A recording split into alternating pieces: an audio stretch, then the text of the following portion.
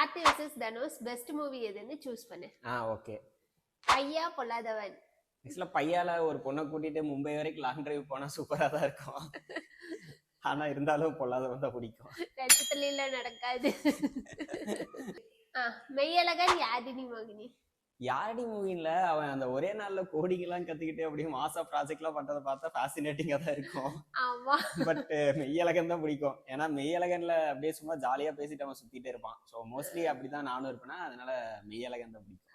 Okay. பருத்தி வீரன் ஆடுகளம்.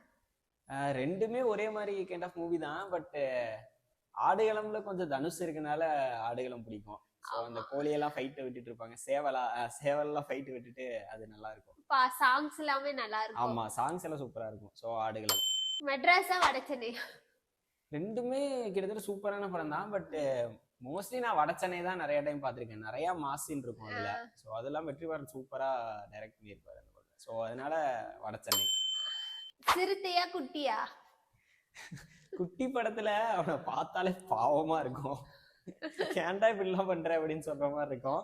சிறுத்தை வந்து நல்ல கமர்ஷியலான படம். ஸோ அதனால மேபி சிறுத்தை. எனக்கும் சிறுத்தை பிடிக்கும். கொடியா சகுனியா?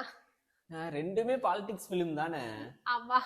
ஆனா சகுனி எனக்கு தெரிஞ்சு நல்ல காமெடியா இருக்கும்னு நினைக்கிறேன் கொடியை விட. அதனால மேபி சகுனி பிடிக்கும். ஆனா கொடிதான் நல்லா இருக்கும். ஏன்னா டபுள் கேரக்டர் தனுஷ் செமையா நடிச்சிருப்பாரு. ஓகே.